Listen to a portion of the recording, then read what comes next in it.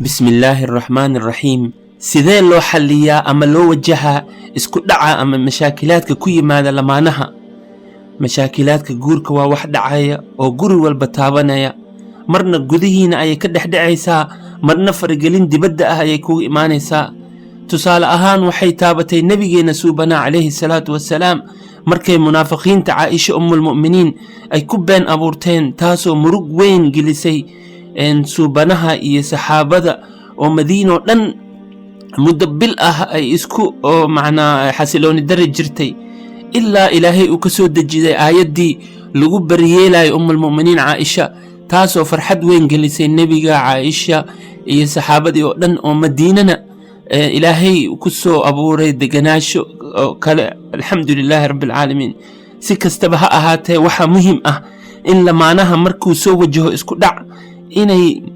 يعني سيدا أغفي عن أما سي قلب فرن وجهان سيدا لو وجهان وحا أغفي عن إنا إسلا مركي حل راديان محايا لي مشاكلاتك جورك أما إسكو دعوا سيدا نبرك أوكلا نبرك هدي أن لدابين وديك بحيا أما إنفكشن أو خاذا يا مرك وحا في عن إن إسلا مركي أي هشيس راديان لما أنه لبدو دي لحدو ده هدو إلهي راهدو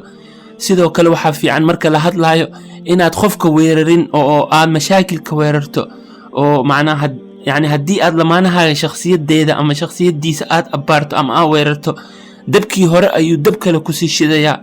واحد جرا في صومالي وحلي يراهد عبشو إي عمبارين عبشو دا وحا كعباني كلية مشاكل كجيرو عمبارين تنا وحوا خفكي أيا ستوسو أباريسا شخصية ديسا تاسنا والغا روين هاي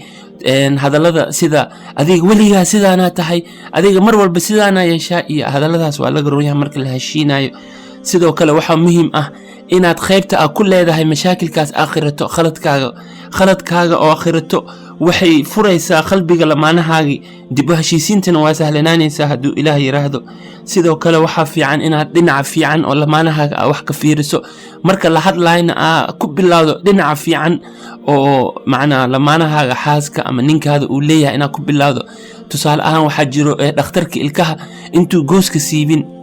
wuxuu duraa cirbadi kawaabiyada si xanuunka aan loo dareemin sidoo kale kalimadaha amaanta waa sidaas oo kale marka la heshiinayo hadii amaan ku bilowdo kadibna ama mashaakil ka hadasho waa sidaas oo kale waa adoo cirbadi kawaabiyada ku durtay oo kale marka ugu dambeyntii waxa hal qabsi laga dhigtaa saacada ugu mugdiga badan habeenkii waa saacada ugu dambaysa intuu fajirka dhalan saacadaas kadibna fajirka ayaa dhasha oo qoraxdii ayaa soo baxda dhibaatada maanta jirta waxa waaye dhalinyaro badan oo Soomaaliyeed ayaa saacadaas intay sabri lahaayeen ay furiin ku degdegayaan haday wax yar sugi lahaayeen waxa u soo bixi lahayd qoraxdii iyo mawadadii guurka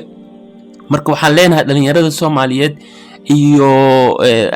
lamaanaha Soomaaliyeed inaysan ku degdegin furiinka haduu Ilaahay yiraahdo oo ay ku samraan intii qoraxdii ugu soo baxaysa mawadada haduu Ilaahay yiraahdo mashaakilaadka guurka waa sida roobka oo kale hadaa roobku adkaysato waxa arkaysaa khansaroobaadkana waa yani mandar qurux badan taasna waa mawadadii guurka